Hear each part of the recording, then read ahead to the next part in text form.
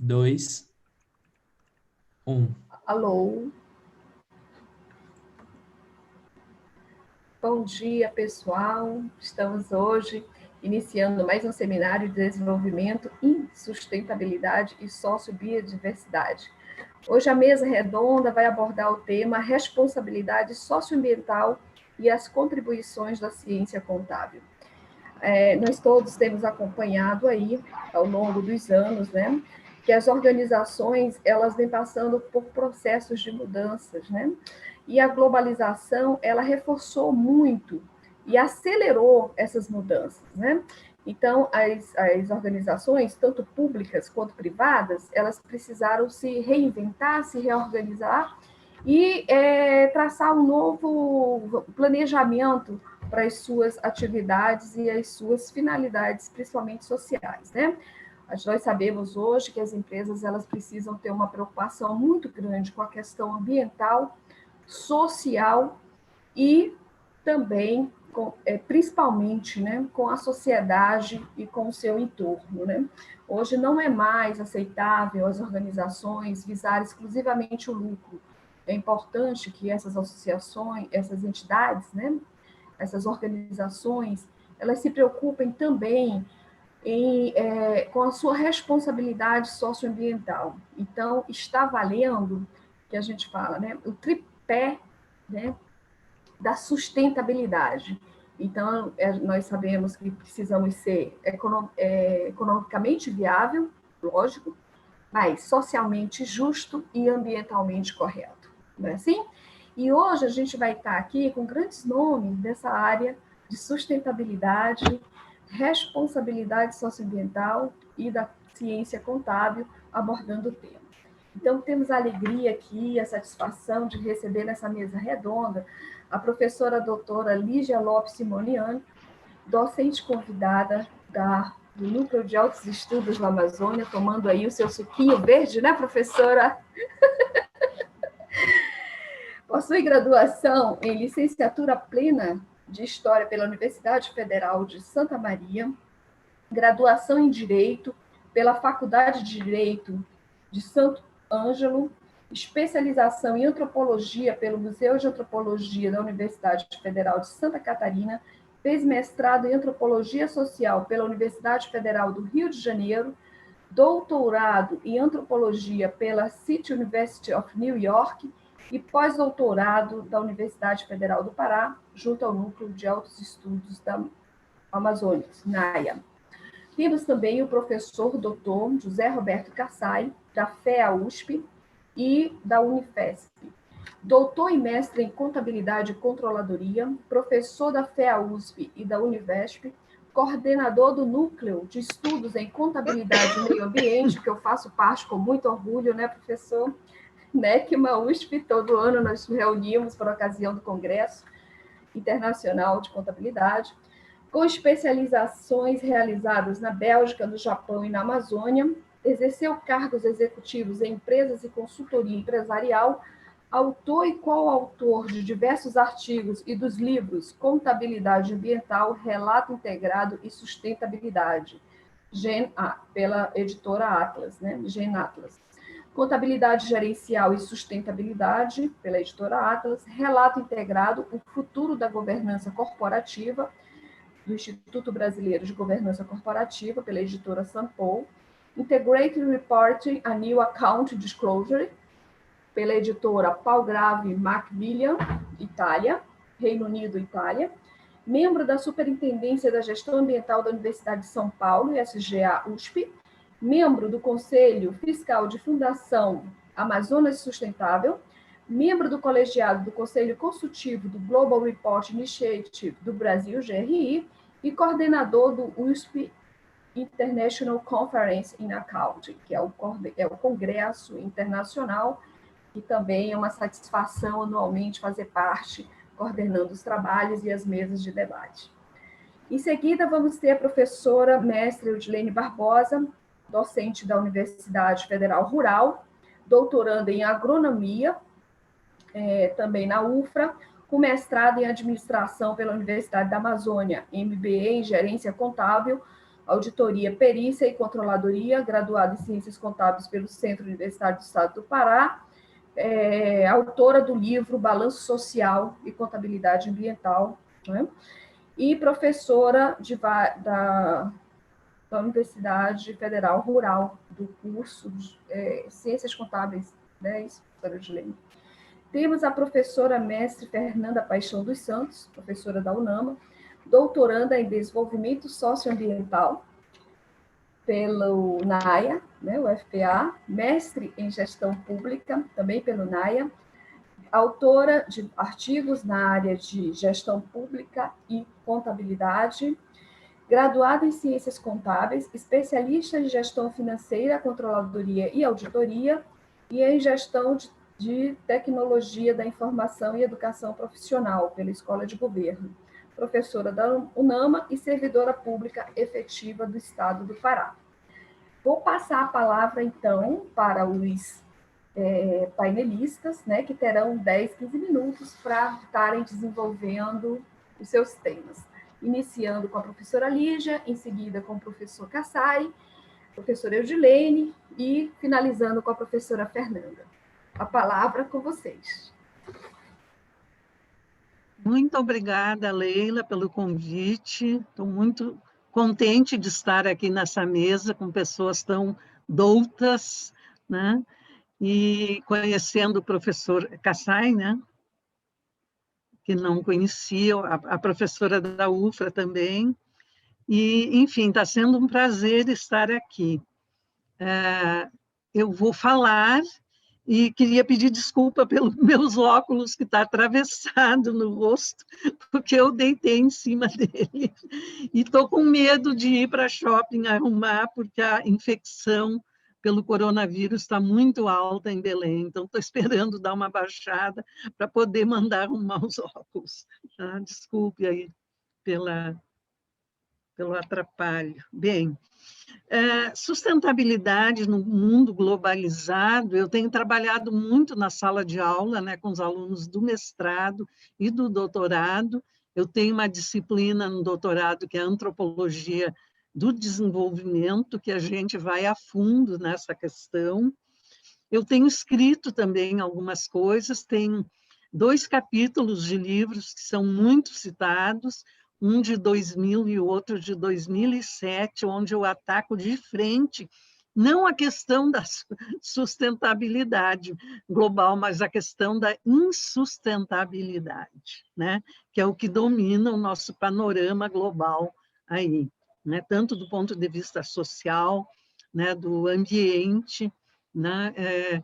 Da parte econômica, né? Com as disparidades, né, sociais que nós temos, não só no Brasil, mas no mundo, né? Então, que eu trabalho bem essa questão. E com os alunos, né, eu tenho orientado muitas teses, né, que trazem no título o conceito de sustentabilidade, mais recentemente de insustentabilidade, né? Então, é muito tempo que a gente vem vendo essa literatura e trabalhando em projetos também, colaborando com um movimento social também nesse sentido, né? Então, a gente tem feito aí um trabalho longo. Começaria, assim, mais teoricamente falando, dizendo de que esse conceito de sustentabilidade é um conceito já bem antigo, né? Não é uma coisa recente do pós-guerra. No pós-guerra, nós temos o ápice, pós-Segunda Guerra Mundial, nós temos o ápice da produção acadêmica a respeito, né? Mas antes já se produziu academicamente a respeito. Eu vou citar 2 orientações aqui. Uma foi da Alemanha, né, no século XVIII, com Karlowitz. Não sei se vocês já ouviram falar. O livro dele ainda está em alemão, parece que estão tratando agora de traduzir, né? E ainda no alemão gótico, que é mais difícil, né? Então, eu não tive acesso, porque eu leio em alemão, mas não o gótico, né? O gótico é aquele alemão mais antigo. Mas ele foi citado longamente, aliás, há um trabalho sobre ele, né, e a questão da sustentabilidade pelo Haber. É um trabalho de 2010, que inclusive foi publicado pela ONU. Na época, a grande discussão na região que hoje é a Alemanha, que na época eram ducados, condados, etc., não tinha havido ainda a unificação, era a questão florestal, justo aquela que a gente está vivendo hoje. Só que a motivação era outra. O problema era a luta dos senhores, dos nobres, contra o campesinato no uso dessa floresta, que era usada para aquecimento, principalmente doméstico, né, no inverno. Então, praticamente devassaram essa floresta lá dessa região. Hoje, eu até tive uma parte da Floresta Negra lá na Alemanha, mas é tudo muito pequeno, muito acanhado, porque destruíram tudo. O Marx, inclusive, escreveu um livro sobre a luta do campesinato nesse período, e que ele chamou de Guerras Camponesas. Esse é um livro de fácil acesso, tem muito nos sebos, tem à venda, tem nas bibliotecas, né? Então, é uma coisa que vale a pena dar uma olhada. E o próprio Marx, em outras obras, também tratou da questão, né, entre aspas, aqui das insustentabilidades, principalmente no volume 1 do Capital, e num livro, né, que outras pessoas organizaram, mas que é sobre a natureza e o meio ambiente. Tá? Então, trazendo os excertos de toda a obra dele sobre essa questão, né, da insustentabilidade. Então, tem muita coisa aí dos clássicos, né, que a gente pode revisitar. Os meus capítulos, então, são de 2007, de 2000, e tem um artigo mais recente, de 2018, que eu trabalho também essa questão, inclusive, embora a questão das políticas públicas e dos movimentos sociais seja a prioridade, seja o foco, né, do artigo. Mas não tem como falar sobre isso sem falar sobre insustentabilidades, né?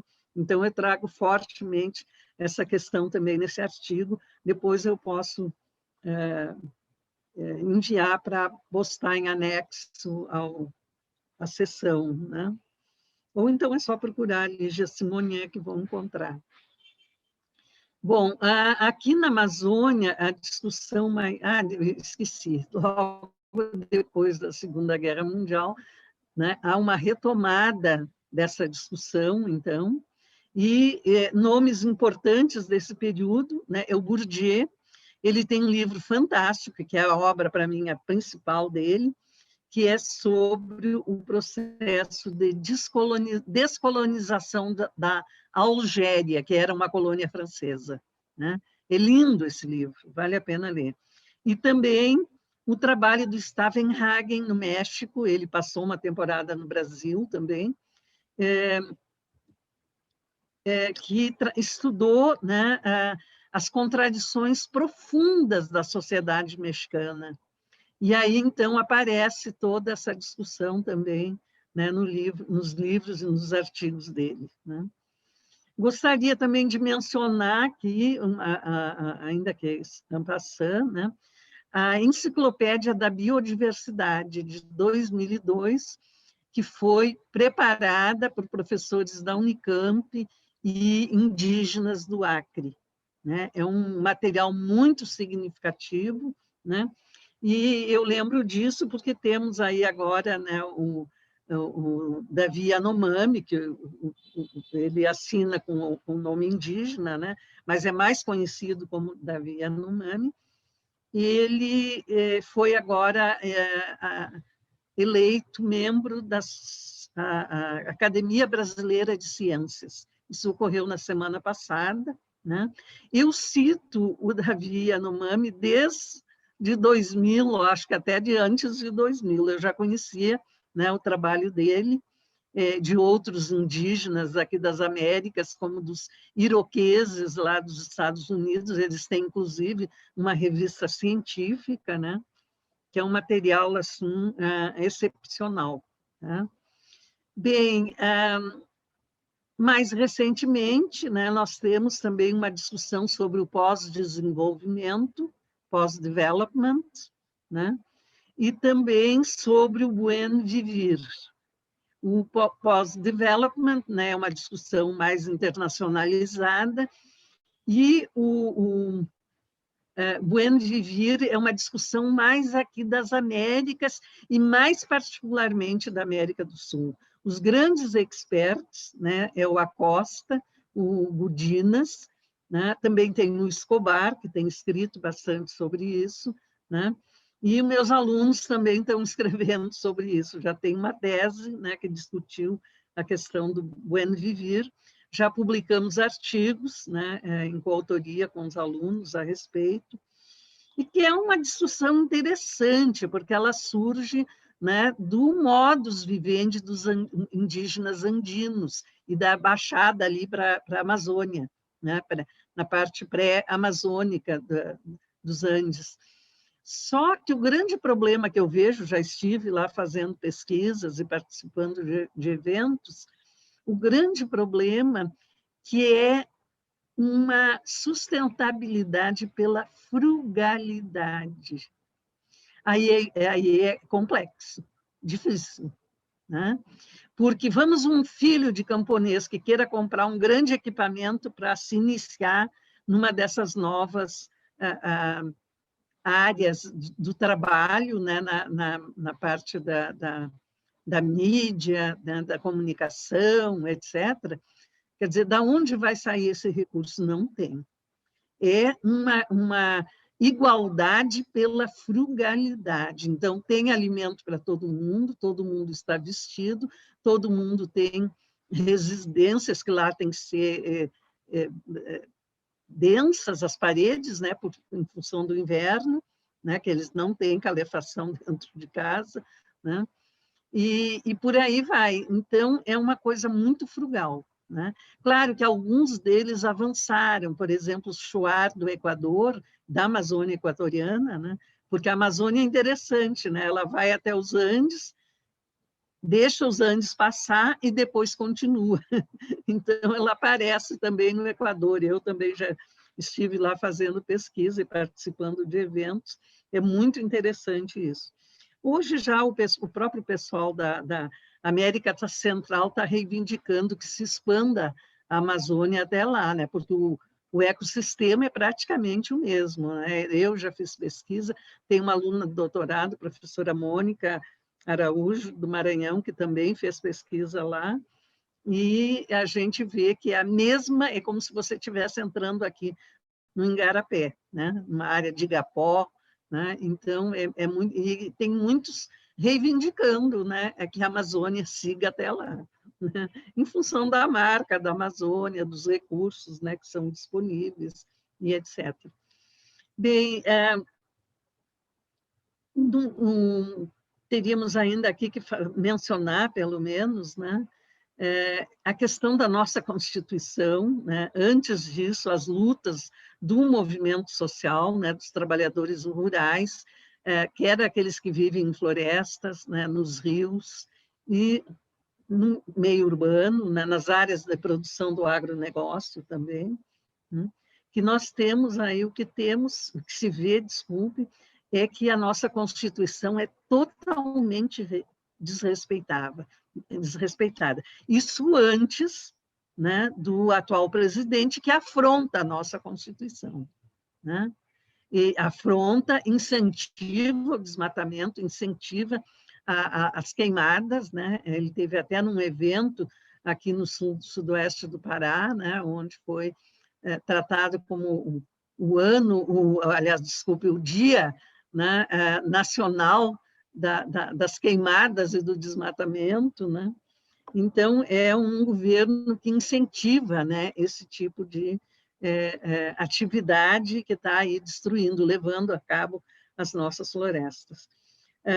Então, a nossa Constituição virou letra morta, no campo social também, né? Hoje a gente não consegue, né? O próprio STF, eu acho que periclita, né, com relação à exigência né, de que a Constituição seja respeitada, né, deixa muito a desejar nesse sentido. Quando faz muito lentamente, né, e isso é muito ruim para a sociedade, para o meio ambiente, né, para as nossas relações internacionais. Veja aí o nosso presidente peitando agora a China, né, que não quer a vacina da China. Só que a China é o nosso maior comprador. Então, vocês vejam a que nível chegam as contradições, né? E os abusos de poder também, isso é um abuso de poder, né? Quem sabe se o STF agora consegue validar essa vacina que já está sendo aplicada, né, rapidamente, mas depois vamos falar no final um pouquinho sobre essa questão. Bom, eu gostaria de trazer mais recentemente, então, os textos do Radcliffe e do Appadurai. O Radcliffe, centrando muito na sustentabilidade, no desenvolvimento sustentável, né? Tem um livro e muitos artigos sobre isso, tem um artigo traduzido para o português, e o Appadurai, né, com o seu texto clássico, onde ele fala das diversas paisagens, né? Aí tem a paisagem tecnológica, tem a questão da migração, tem as mídias, né, que são importantíssimas, hoje estão aí as fake news para comprovar isso, né, o uso da mídia, né, para fazer o mal para a sociedade, e o campo financeiro, aí né, tem um ponto de conexão com a nossa live, né? Então, acho que é um texto que deve ser lido por vocês, né, e trabalhado. Eu trabalho muito com os alunos, desde a primeira vez que eu introduzi essa parte, que é uma parte de um livro que ele publicou, depois republicou como artigo. Na verdade, os alunos têm feito, desde o primeiro uso nas disciplinas, os alunos têm feito uso deste material, né, nos seus trabalhos, né? Professora Lígia? Como é que estou de tempo aí?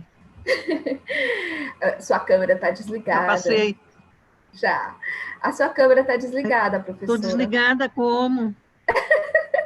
Sumiu a sua do imagem. Vídeo? O vídeo. Mas até há pouco estava, né? Eu não estou Tava. conseguindo desligar. Ligar?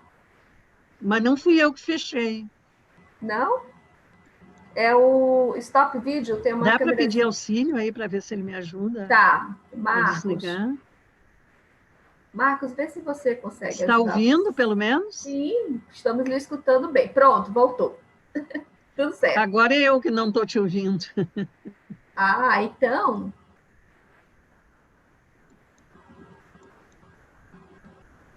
Mas estamos lhe vendo. Pode pedir direitinho. Ajuda para o rapaz? Para ele me ajudar? Já voltou. Estamos lhe escutando e estamos lhe vendo. Não estou te ouvindo. Ah, então... Sim. Eu tenho medo de sair e depois não conseguir voltar, entende? Tá, veja no chat. Veja no chat, professora, o Marcos está falando com a senhora. Liga o teu microfone, Leila. Tá ligado. Você está me ouvindo, professora? Também não. Fernanda, dá uma ligadinha, professora Lígia. Está ouvindo, Leila? Estou ouvindo. Estou ouvindo, professora. Estamos ouvindo. Ou então, Marcos... Está ouvindo, Leila? Sim, professora. Estamos. Pode ver Marcos, socorro aqui, Marcos. Voltou a minha imagem, mas eu não sei se vocês estão me ouvindo.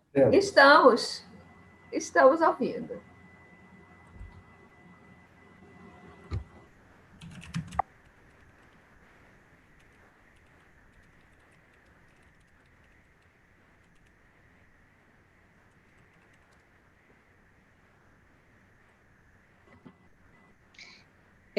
Professora Leila, quem seria o próximo depois da professora Lígia?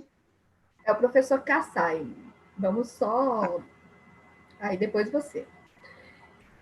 Bom, então, enquanto a professora Lígia se organiza ali tecnologicamente, eu vou passar a palavra ao professor Kassai, que vai falar sobre a responsabilidade socioambiental e a ciência contábil. Professor Kassai, a palavra está com você. Ok, então deixa eu clicar aqui. Vocês estão me ouvindo? Sim. Ok. Então, um bom dia a todos, bom dia, Leila. É um prazer aí participar. A professora Lígia comentou que dormiu em cima do óculos, né? E realmente a gente, acho que nós da universidade nunca trabalhamos tanto, né? Tem live todo dia, toda hora, de manhã, tarde, noite, e essa questão de Eventos tudo. conflitando. Então, a gente até se perde, né? E eu fiz eu tenho alguns slides rápidos, não sei se eu posso compartilhar. Acho que sim, né? Sim, o senhor pode sim. Tá, e como o tempo é pequeno, eu vou ser bem rápido, né? Até lá, acho que a professora já consegue. Então, a Leila pediu para falar sobre esse tema, acho que vocês estão vendo na tela, né? Sim, É a professor. responsabilidade socioambiental e a ciência contábil. Eu fiquei contente em conhecer a professora Lígia, ouvi o currículo, né? Realmente é invejável, né? E parabéns, Leila. A Leila tem essa facilidade de juntar as áreas, o que é tão difícil para nós, né? É uma antropóloga, historiadora, né? Então, realmente, a gente consegue ver o mesmo problema, a mesma situação de forma diferente, tá? Isso. Então, o que tem a ver a sustentabilidade com a ciência contábil? Eu selecionei rapidamente alguns slides, e esse talvez seja o principal, tá? Na década de 70, mais de 80% do valor de uma empresa, do valuation, né? O preço das ações, era de natureza tangível, tá? Era terreno, prédio, dinheiro, estoque, né? E olha o que aconteceu agora, né, em 2020, 2015, né? Quase 90, inverteu, né? Hoje, a maior parte é intangível. Então, você vai fazer o valuation de uma empresa, a não ser que a empresa esteja quebrada, né? E falimentar, aí ela é liquidada pelos ativos, né? Pelos prédios, terreno, né? Mas o maior valor é de natureza intangível. E o que faz parte desse valor? São os capitais não financeiros, né? Então, o que tem a ver a contabilidade com isso? Aqui, só para exemplificar, o Congresso Mundial de 2018 teve esse título, né?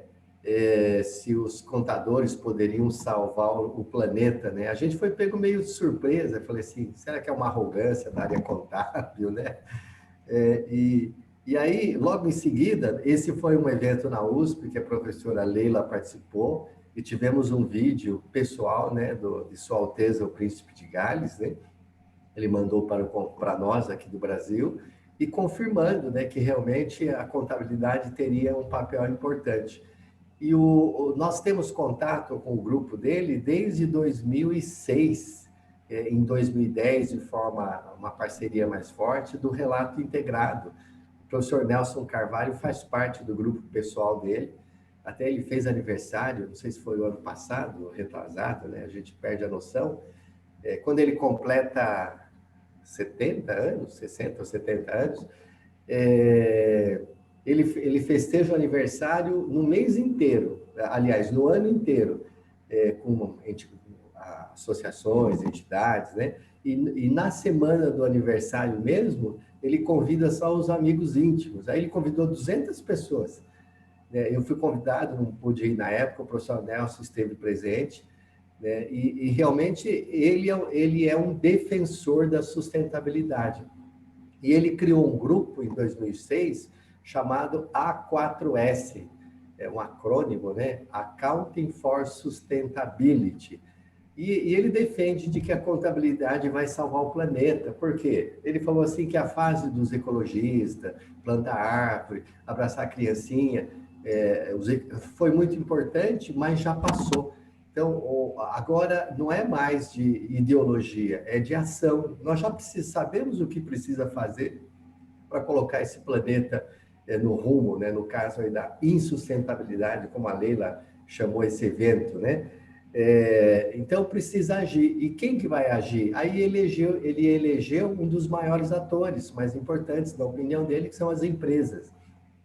Ele falou assim, governo pode ajudar, mas não é tão forte. A própria sociedade civil também tem seu papel, as igrejas, a própria universidade, né? Você vê que se a universidade fosse forte politicamente, já teria resolvido todos os problemas do mundo, né? A gente discute e já sabe o que fazer, mas para ação é necessário o quê? A força das empresas, tá? Então, é uma revolução do século XXI, sendo liderada pelo mais improvável dos rebeldes, nós contadores. Quando fala contadores, não são só os contadores, né? São as pessoas que se envolvem com escolas de negócio, com empreendedorismo, são os administradores, economistas, são os engenheiros, né? De uma certa forma, são as pessoas que lidam com o dinheiro. E por quê, né? A gente foi verificar, até o ano passado, a gente falava dessas 3 grandes causas, né? Que ocorreram nas últimas 2 décadas, né? A globalização, uma globalização sem precedente. Você vê a própria pandemia hoje, né? A gente está aqui há uma semana depois, 2 semanas de Nova York ou da Itália, né? Ou lá da China, né? Então, a vacina vai sair lá, né? Já está na Inglaterra, aqui no estado de São Paulo já tem o jogo político também. Então, você vê que é uma globalização não só econômica, social, ambiental, cultural, histórica, etc., etc., né? A professora Lígia nos falando que lê em alemão, mas não lê em gótico. Olha que inveja, né? Então, ela tem essa possibilidade de ter conhecimento muito antes da maior parte das pessoas, né? O número 2, que aconteceu, a crise de 2008, aquela marolinha que até hoje as empresas não se deram conta, né? Foi uma mudança muito grande, que tem empresas que nem sabem o que aconteceu e nem vai se recuperar. Não foi só uma crise de especulação no mercado financeiro e de capitais, né? Houve uma ruptura, houve uma mudança na forma de obtenção de lucros das empresas. Tá? Então, como que se consegue lucratividade, como que se consegue continuar, sobreviver? Mudou, então, a partir dessa crise, realmente mudou, e é o que a gente está passando. Não são só aspectos de fluxo de caixa, né? É muito mais abrangente do que isso. E o que ele citava, o terceiro, a internet, né? Que ninguém sequer conseguiu prever o que poderia acontecer. Você vê que em pouco mais de 20 anos, já aconteceu, já é uma realidade, né? Já estamos falando aí em 5G, já estão falando que o celular vai ser substituído, né? Daqui a pouco vai estar ultrapassado. Nós vamos ter um aparelhinho ligado com algoritmos em tecnologias de avançada, né? Imagine, hoje a gente já conhece um pouco disso, né? E eu coloquei aqui o 4, porque realmente nós fomos pegos de surpresa, né? Estamos ainda em plena pandemia, né? A gente não sabe quando vai começar a segunda onda, não temos histórico. Se a gente voltar na gripe espanhola, durou 2 anos lá, 2, 3 anos, só que a população era muito pequena na época, né? Comparado com hoje. Então, é um problema real, verdadeiro, que todos nós estamos estudando. Então, e essas megas mudanças?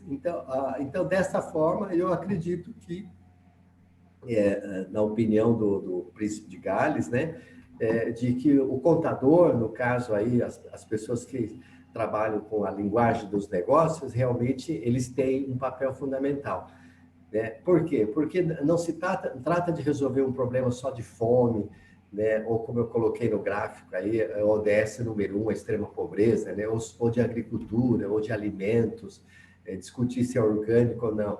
é um problema de natureza multipluridisciplinar, né? E talvez a linguagem mais pluridisciplinar talvez seja a linguagem do negócio, do dinheiro, tá? Esse quadro que eu coloquei, eu fiz questão de deixar aqui, que talvez seja o maior problema. A gente fez esse levantamento. Então, o que é extrema pobreza, né? Não é só quem não tem comida, né? Passa fome. Nós temos aqui 1 milhão de pessoas que não têm comida. Temos aqui 998 mil, quase um bilhão de pessoas que são, o conceito da ONU, né? Abaixo de $1,25. Só que a própria ONU tem outros indicadores de extrema pobreza. Então, por exemplo, tem comida, mas não tem água. Tem água, mas não tem eletricidade. E assim, a gente avaliou todos esses principais índices de extrema pobreza e é impressionante porque chegamos a 60% da população mundial.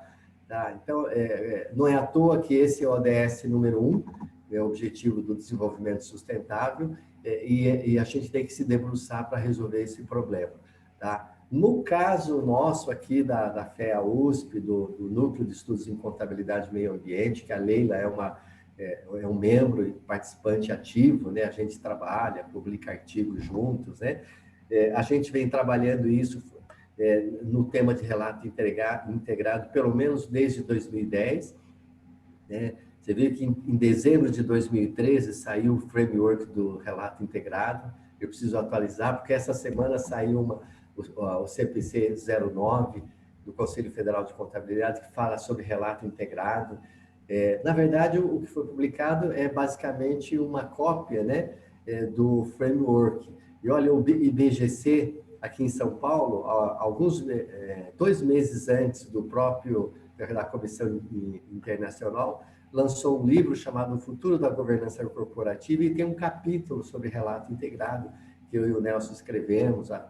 Tem um livro da Itália, o próprio Manual de Contabilidade, o Manual da FPCAF, em 2018, já incluiu o último capítulo, né? Tem o nosso livro mais recente, em 2019, A Contabilidade Ambiental, Relato Integrado e Sustentabilidade, que é um produto de uma disciplina que a gente oferece desde 2011 lá na FEA, né?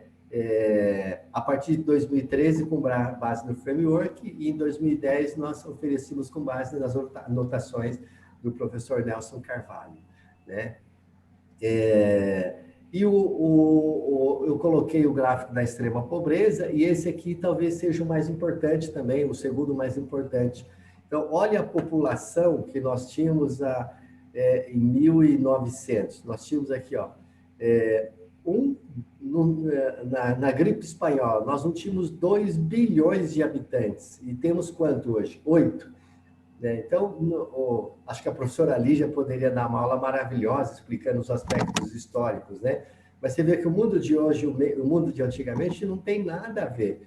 Fala que o Japão tem o hábito de limpeza, de usar máscara, que foi experiência da gripe espanhola. O Brasil era muito novo, né? Então, olha o que a população, na época de Jesus Cristo, aqui, ó, ano 0, tinham menos pessoas do que no Brasil hoje. 1000 anos atrás Buda, olha aqui, ó, 50 milhões, era o estado de São Paulo. Se a gente olhar aqui, 1000 anos, na época de Maomé, também tinham poucas pessoas. E se olhar aqui há 4000 anos atrás, na época de Moisés, tinha 7 milhões de pessoas, né? Eu acredito aí que Belém do Pará tem quantos, Leila? Deve ter uns 5 milhões aí? Habitantes, né? Né? Então, você vê que houve um crescimento acentuado da população. Então, esse é um problema de fato. Então, a gente pode discutir no aspecto climático, no aspecto quem que causou, se foi o homem, se a própria natureza, qual o social, etc., etc. Mas a gente tem um problema de fato concreto que precisa ser resolvido. A ONU, ela prevê que a gente vai chegar em pelo menos 9 bilhões, em meados desse século. Então, como que a gente vai receber essas pessoas? Como que vai alimentar, produzir alimentos, vestuário, né, moradias? Então, esse é um problema sério e talvez seja por isso que o Príncipe de Gales defende a ideia de que é a contabilidade, é o mundo dos negócios que agora vai liderar esse processo, ou vai ser um dos principais colaboradores. Tá? E eu gosto desse quadro também, né, do Ford, né? Você vê que aqui nós estamos mostrando 2 carros elétricos. Imagine, há 100 anos atrás, né? E essa frase também é interessante, se a gente perguntasse para as pessoas naquela época, né, o que elas queriam, talvez elas iriam responder cavalos mais velozes, carroças mais velozes, né? Então, se perguntar para nós, talvez aqui, pelo menos para mim, né, qual o futuro que nós queremos, eu vou responder com a cabeça minha, eu vou falar cavalos mais velozes. Agora, pergunta para a garotada, não vai ter emprego. Já nasceu com o celular na mão, já estão falando que o celular está ultrapassado. Algoritmos, né? Você vê que propriedades, aos 18 anos, a minha vontade era ter um carro, tirar carta, né? Hoje a molecada não dá bola. Então, imagine pensar, e 38% da frota de veículo em Nova York, em 1900, já era elétrico. Aí o Henry Ford pediu para um amigo dele, esse daqui, o Thomas Alva Edison, para desenvolver uma plataforma de bateria mais eficiente, né? Você viu que o Thomas Edison, eu estava lendo a biografia dele, ele não foi um inventor, né? Ele era um contador, ele era um empreendedor, era um homem de negócios. Ele tinha mais de 2.300 patentes, então ele era um homem de negócios, né? Obviamente um gênio também, né? Só que por que os carros elétricos foram interrompidos na época, né? A placa fotovoltaica foi inventada em 1800, né? E hoje a gente está retornando, né? E daí veio esse americano, era conhecido como Coronel Drake, o louco, né? Ele defendia na época que existia uma forma de energia maravilhosa, assim como se fala em energia nuclear de 4ª, 5ª geração. A gente achou que era o hidrogênio, mas não era o hidrogênio. E ele estava falando do petróleo, e ninguém acreditava nisso, né? Até o momento que um grupo de investidores, né, fez um clube de investimento, investiu nele, e ele conseguiu fazer pesquisas e furou o primeiro poço de petróleo. Ele furou, né, e jorrou aquele líquido preto. 5 anos depois, já existiam mais de 500 indústrias petrolíferas no mundo produzindo petróleo a alguns centavos de dólar de custo o barril. E até hoje a gente está vivendo nisso, né? Eu acho que o tempo está estourando aí, Leila. Sim. Tá, né? Então, deixa eu correr aqui. Então, para a gente encerrar, o que a gente precisa fazer? Obviamente, não é a contabilidade que vai salvar o planeta, todos temos que juntar, né, as forças, mas nós temos aí pelo menos uma meia dúzia de agendas mundiais já preparadas, o que tem para fazer. Então, na minha opinião, os 17 Objetivos do Desenvolvimento Sustentável talvez seja a agenda mais completa, né, e suas 162 metas. Nós temos a encíclica papal Laudato Si, né? Foi a primeira encíclica de uma igreja para falar de aspectos de ambientais, de fome, de pobreza, de política, né? Ela é muito completa também. Nós temos um relatório dos ganhadores do Prêmio Nobel, criado na Rio 92, né? Eles produziram um documento de 171 páginas, tudo o que precisa ser feito para salvar esse planeta até o final do século, em ordem de prioridades. Ele fala, né? A Carta da Terra, o FIB, o relatório externo, e tem outros aqui, né? Então, eu acho que nesse esforço é juntar as forças, né? E trabalhar, né? Eu acho que nós estamos na fase da ação, tá? Então, era isso. Leila, obrigado. Desculpe o atraso. Muito obrigada, professor Kassai. Eu vou passar a palavra para a professora Eudilene, que vai falar sobre o balanço social e as formas de evidenciação. E, em seguida, a professora Fernanda já finaliza. Né? Desde já, eu agradeço imensamente a participação de todos. Viu? E, Edilene, pode? Bom dia a todos. Estou muito honrada aqui de ter os colegas que trabalham também na árdua luta aí de ser professor que hoje, cada dia mais, eu digo que é um trabalho árduo de tentar passar um pouco de conhecimento para o outro, com todas as dificuldades e resistências que existem hoje, tanto políticas quanto locais, né? Mas eu agradeço aqui imensamente o convite, estou muito honrada pela contribuição que eu possa dar, né? Eu sou de uma Universidade Federal Rural da Amazônia, com a base rural, que nós temos como base fundamental fazer com que a nossa região valorize o que nós temos de melhor. Sou da área contábil, como o colega aí, a Sai, que é uma honra estar aqui com o senhor, como a professora Leila. A professora Lígia, ela engrandece porque ela dá o sonho da antropologia dentro da ciência contábil e faz com que a nossa realidade de análise contábil se torne mais, como digo, mais evidente dentro da sociedade, né? E a professora Fernanda, que é uma honra, uma colega doutoranda que nem eu, que está aqui. Vou ser o mais breve possível. Eu escrevi um livro sobre balanço social e a influência e a evolução desse balanço social dentro de uma empresa que nós conhecemos bem, que é a Petrobras. A temática que me foi proposta pela professora, um grande dilema e um grande conflito, falar mal ou necessariamente mostrar o que é evidenciado dentro da Petrobras como um relatório de gestão que se busca mostrar o que é melhor dentro de uma instituição, né? Que é o balanço social. Fiz isso e tenho a honra de ter um livro publicado relacionado a esta evolução. Espero ter outros, já tive convite de outros, mas a falta de tempo um pouco atrapalha por causa do doutorado, mas espero, daí por diante, juntar as duas opções. Quando a proposta foi da professora Leila, eu falar sobre a evidenciação ambiental e o balanço social.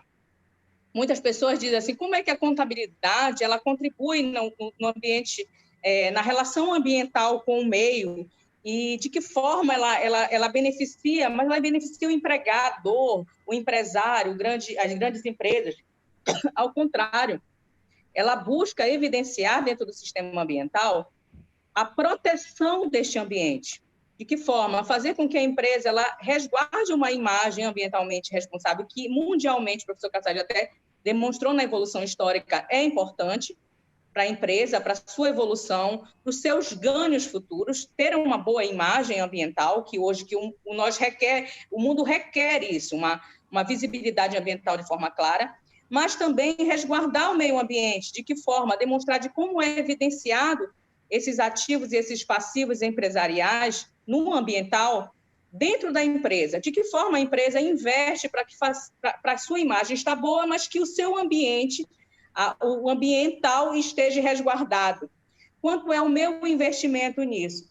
Então, é um conflito muito grande, não só a empresa fazer com que a sua atividade seja evoluída com o passar do tempo, mas de forma ambientalmente responsável, como demonstrar isso através de aspectos contábeis. Nós temos diversos modelos, diversas formas.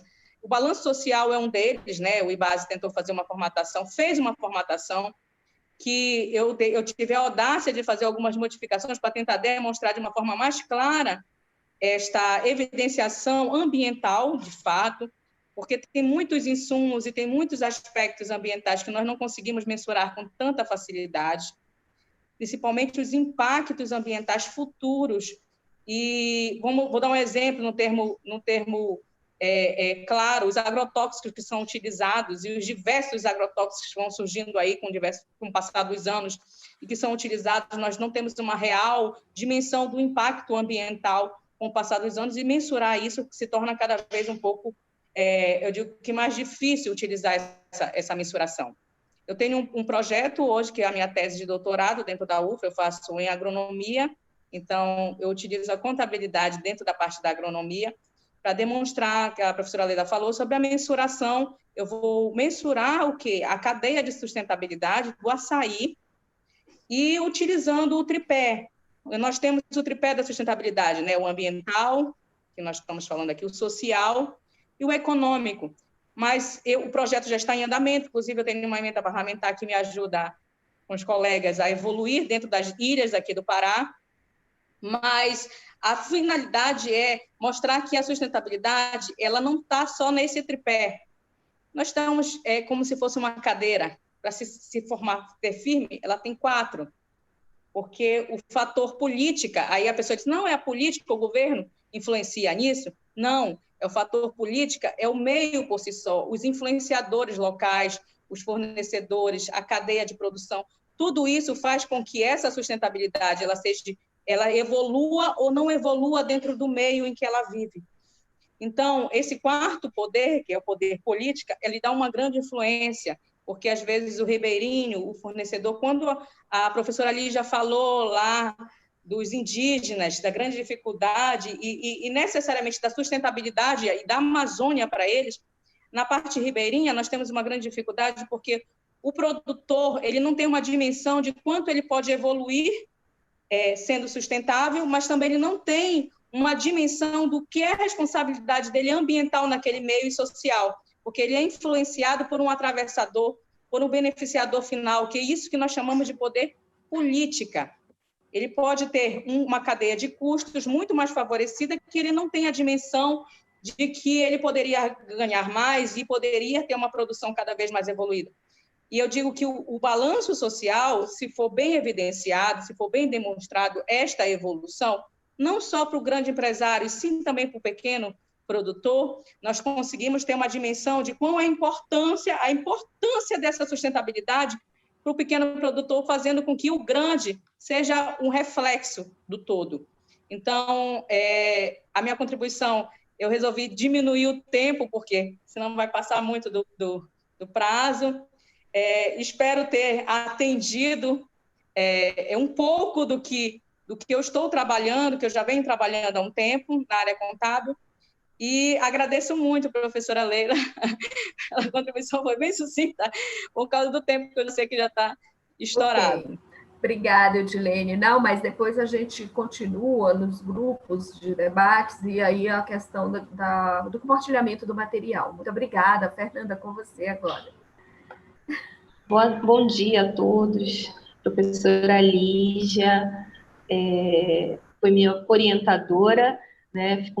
Agradeço muito, enriqueceu bastante meu trabalho de mestrado, minha dissertação, e agora a gente vai andar para o doutorado, né, professora? Agradeço o professor Kassai, a professora Edilena. É muito bom compartilhar um pouquinho de uma trajetória contábil dentro da área acadêmica. O meu mestrado ele é profissional e dele surgiram vários produtos, né? E dentre esses produtos, eu vou destacar o demonstrativo socioambiental para unidades de conservação, o DESALC. E quando ele foi elaborado, tem um pouquinho, professor Kassai, dessa ideia do contador salvar o mundo, sabe? O contador pode salvar o mundo? Se ele vai salvar o mundo, eu não sei, mas ele vai divulgar para o mundo o que está acontecendo. Então, a ideia da construção desse demonstrativo foi até para auxiliar, assim como a professora Edilena, no balanço social, mas trazia um instrumento que possibilite a comunicação entre os atores sociais. No caso da minha pesquisa, a minha delimitação foi unidades de conservação, né? Foram unidades, porque eu pesquisei 2, e nelas é importante destacar que são áreas protegidas pelo poder público. Então, como se dá a comunicação entre o poder público e a sociedade? Como ocorre essa comunicação? Os impactos ambientais mencionados pela professora Edilena, como eles podem se comunicar, se correlacionar? Então, a ideia foi trazer um instrumento contábil, onde a estrutura dele é um pouco diferenciada. Em que sentido? A visão tradicional da contabilidade é aquela visão muito da questão econômica, questão financeira. Mas a gente está hoje com o termo sustentabilidade, que a professora Lígia explicou muito bem, depois complementado pelo professor Kassai, ela traz também, a gente tem que trazer para o debate empresarial as questões ambientais e sociais. E dentro das minhas pesquisas, existe uma teoria desenvolvida na Colômbia, que é a teoria tridimensional da contabilidade, onde ele envolve essas 3 dimensões: a dimensão econômica financeira, a dimensão ambiental e a dimensão social. E qual é o diferencial dessa teoria? Ele respeita as partidas dobradas na visão econômica financeira, ele mantém, mas ele agrega, a partir de métodos múltiplos, a dimensão ambiental e social. E na minha pesquisa, a minha proposta foi o uso da escala Likert como um método múltiplo, uma possibilidade de um método múltiplo. E a escala Likert, ela vai servir para verificar a questão da mudança ambiental ou o impacto social de alguma ação dentro das unidades de conservação. Então, quando envolve educação ambiental, você está ampliando, você está diminuindo, tem uma qualidade maior, uma qualidade menor? Como está o ensinamento, as práticas educativas no âmbito do ensino ambiental dentro das unidades de conservação? Ou no âmbito ambiental, como estão as questões do desenvolvimento, do manejo florestal? Essa unidade já possui manejo florestal? Ele está executando? Então, traz para o demonstrativo a possibilidade de visualizar o que a unidade está fazendo, o que está ocorrendo na unidade, a partir dessas 3 dimensões. A ideia, e aí, assim, trago muito isso da professora Lígia, a ideia de respeitar a individualidade, respeitar o contexto de cada unidade, ele é levado em conta. Então, para isso, foi criado um protocolo, para que esse demonstrativo possa ser utilizado em outras unidades, para que ele possa ser aplicado em outras unidades, mantendo essas 3 dimensões gerais, mas respeitando os processos internos de cada unidade. A ideia desse demonstrativo, já estou tentando ser bem sucinta, tá, Leila? A ideia desse demonstrativo é que qualquer cidadão possa ler e entender, compreender o que está acontecendo nessa unidade. Até porque um dos fatores principais na estrutura de uma unidade de conservação é os conselhos gestores. E esse conselho gestor, principalmente eu vou falar de Amazônia, que é o meu contexto, nós estamos falando de vários grupos, várias comunidades ribeirinhas, grupos quilombolas, entes públicos, instituições públicas. Estou falando de academia. Então, a gente está até trabalhando no artigo, eu, a professora Lígia, sobre as unidades de conservação da região metropolitana e os seus conselhos. Então, hoje, a gente tem uma pluralidade no processo de negociação dentro de unidades de conservação. E a forma como nós vamos comunicar essa pluralidade tem que ser levada em consideração. A gente não pode mais fazer aqueles demonstrativos que sejam de difícil compreensão para quem é leigo. Então, a ideia desse demonstrativo é tornar mais simples o processo de compreensão das modificações que ocorrem dentro de uma unidade de conservação. Tentei ser bem sucinta, espero que eu tenha conseguido, mas, assim, quero agradecer muito essa possibilidade de divulgar esse produto, esses 2 produtos, que é o protocolo e o DESALC, que existe um modelo. Ele está no NAIA, né? Está disponível no NAIA. Então, agradeço muito ao convite da Leila, à professora Lígia, sempre dividindo conhecimento, ao professor Kassai também, que sempre, as oportunidades que eu tenho de assistir a palestras deles, eu não falto, e eu tenho o último livro do professor, e a professora Edilene também, porque também traz essa questão de instrumentos. Eu acho que hoje a gente tem que instrumentalizar a sociedade Nós, contadores, precisamos fazer isso para que a divulgação da informação seja clara, seja objetiva e que a gente consiga discorrer de uma maneira bem objetiva. É isso, professora. Muito obrigada, tá? Eu que agradeço a participação de todos, uma mesa assim maravilhosa. É sempre muito bom relacionar a ciência contábil com a antropologia, professora Leila. A antropologia para a contabilidade tem um papel muito importante. Ela estuda a nossa ciência há muito tempo. É ela que descobriu que a ciência contábil veio antes da humanidade, né? Não se sabe nem em que momento ela surge, né? Mas a partir do momento que se tem a necessidade do controle, se tem ali os princípios contábeis instituídos. Não fomos os contadores que dissemos isso, foi a antropologia, os pesquisadores, né, os antropólogos. Assim como não foram os contadores que disseram que vamos salvar o mundo, foi o príncipe Charles. Então, atribuem à ciência contábil esses papéis. E nós somos pequenos soldadinhos que temos que atendê-los, né, professor Kassai? Mas, gente, fico muito feliz com essa mesa redonda. Assim, é uma alegria muito grande. Agradecer mais uma vez ao professor Kassai, que nunca nega um pedido meu.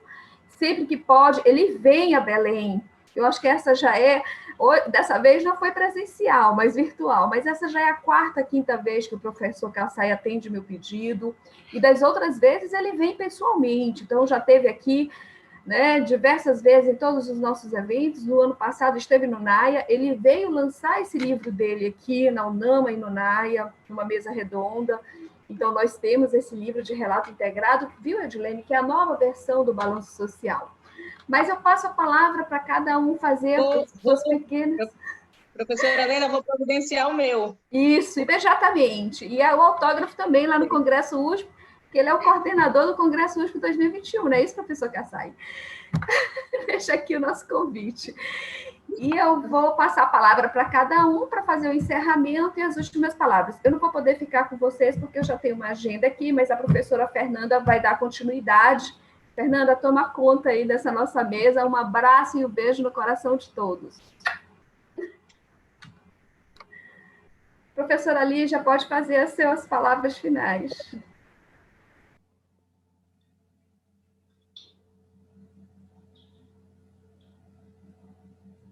Está com probleminha no áudio, eu acho. Professora? Professor Kassai, o senhor quer dar suas ponderações finais? Bom, acho que já falei o que tinha para falar. Muito obrigado pela oportunidade. Parabéns a todos vocês, mulheres aí, jovens, né, e já engajados. Então, muito obrigado, me sinto honrado e até o próximo evento. Obrigada, professor. Professora Lígia. Professora Lígia, tá, tudo bem. Suas considerações. Tudo bem. Eu vou mencionar só o que eu iria ainda desenvolver quando tivemos um incidente tecnológico, né? Que seria a questão da importância da ONU, mas o professor Kassai já colocou isso, né? Então, não, mas isso é muito importante, é uma preocupação diária, cotidiana da ONU com essas questões, né? E mencionar o caos socioambiental que a gente tem vivido nos últimos tempos, e não é só no Brasil, veja-se a situação dos Estados Unidos, né? Não só com relação às queimadas que se repetem todo ano, mas também em relação à questão da Covid, da pandemia, né? Aqui, né, nós temos um presidente que é francamente, né, contra tudo que vem da sociedade, do interesse das maiorias, que são maiorias empobrecidas, né? Então, isso é muito triste de se ver. Eu, na minha idade, não imaginei que fosse visualizar e conviver com isso, né? E aí nós temos a questão das queimadas, do desmatamento. Os dados oficiais estão vindo aí essa semana, né? Mas piorou muito a situação, né? Sendo que a área mais desmatada é a terra indígena do sudeste do Pará, né? Aqui também queria mencionar a atuação patética do vice-presidente da República, né, que vive dizendo que não tem queimada, que não tem isso, que não tem aquilo. Né? Então, é uma atuação pífia das Forças Armadas, né? Muito ruim, porque quando eu era pequena, eu me criei para valorizar as Forças Armadas, né? E hoje, na minha velhice, já eu tenho que dizer não a essas Forças Armadas que estão aí, né? E, por fim, mencionar que esse caos não é só do Brasil, em toda a Panamazônia, em todo o mundo, né? Recentemente, nós tivemos denúncias gravíssimas do Parque Natural Nacional de La Macarena, na Colômbia, né? A investida, inclusive, do pessoal da guerrilha, né? Contra a unidade de conservação. Eu vou falar um pouco sobre isso na próxima live do dia 14, né? E aqui no Brasil, nós todos já sabemos, na Austrália, nos Estados Unidos, então, é uma situação global. Aqui para o Brasil, eu vejo uma saída, né? Além das que o professor mencionou, com o envolvimento do empresariado, né? Mas também a formação, talvez, de uma brigada para reflorestar, entende? Para cuidar do meio ambiente, e que poderia ser nacional e internacional, né? Quer dizer, poderia se colocar os nossos recrutas para fazer isso, claro que devidamente capacitados, né? Os voluntários da sociedade. Eu vi isso que aconteceu em Cuba, né, logo depois da Revolução. Eles montaram uma brigada para reflorestar. E eu estive lá em algumas dessas áreas reflorestadas com florestas que, se tu não soubesse que tinha sido reflorestada, jamais você ia dizer que aquilo era resultado de um reflorestamento, né? Enfim, a questão grave da Covid, né? E da ampliação, né, do processo de contaminação aqui no Brasil, que está grave a situação, e por aí vai. Eu agradeço, então, teria mais coisas para falar, mas dado o ocorrido, vamos ficar por aqui. Agradeço a professora Leila, professor Kassai, professora, deixa eu ver, eu até anotei para não perder, Eudilene, né, da UFRA, professora Fernanda, minha querida aluna, que agora foi aprovada no doutorado, então a gente tem mais uma jornada longa aí pela frente, trabalhando com números. Tá bom, tchau, tchau, gente. Professora, antes, qual é o horário da sua live do dia 14? Eu acho que é 9 horas, é pelo NAIA, né? Mas eu acho que é esse mesmo tá. sistema aqui. Mas a partir da noite eu já vou estar divulgando, tá? Tá bom. Obrigada, professora. Professora Eudilene, suas considerações finais. Eu agradeço muito a participação. Tenho a honra de ter os colegas aqui reiterando novamente. Eu sou uma professora de ciências contábeis, mas eu digo que eu sou multidisciplinar, porque eu gosto de anexar conhecimento de diversas áreas para poder engrandecer. E o que nossa vivência hoje na Terra é engrandecer o outro com um pouquinho de conhecimento, né? A professora Lígia falou uma coisa bem clara: nós estamos num momento muito difícil, com um governo desfavorável ao outro, à nossa população, um governo que, eu digo que é o fascismo em nova formatação, né?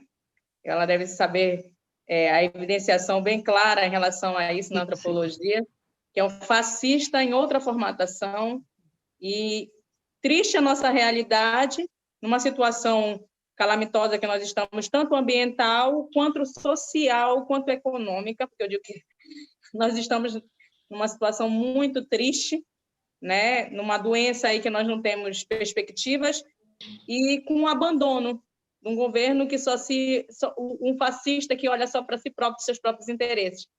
Mas, infelizmente, nós estamos numa situação que nós temos que conviver dentro de uma academia e enfrentar isso dia a dia, com um pouco que nós temos de luta, né, para se manter hoje e, se Deus quiser, mudar essa realidade. E eu agradeço a todos, e eu estou aqui na resistência e espero que o futuro seja bem melhor e que a população veja o como fomos enganados e como estamos sendo lesados com esse governo que nós temos hoje aí. Então, eu espero que o impacto seja cada vez menor. Tenho esperança nisso. Muito obrigada, colegas, e fico feliz de estar aqui. Aguardo o próximo, tá? Um beijo a todos. E viva a Amazônia! Nós vamos ter dias melhores. Beijo. Muito obrigada, professores. Viva a Amazônia mesmo. Foi muito bom compartilhar esse momento com vocês. Eu agradeço em nome da Leila. E nós vamos fazer agora uma segunda live no futuro, reconsiderando tudo que a gente está falando, com mais convidados, para a gente sempre repensar realmente a questão ambiental na Amazônia, atrelando a contabilidade, porque nós temos a obrigação de divulgar, de registrar as informações. Então, nosso papel é muito importante e que a gente tenha mais espaços como esse. Muito obrigada, gente. Bom dia. Até logo. Bom dia. Tchau. Até logo. Bom dia. Até logo.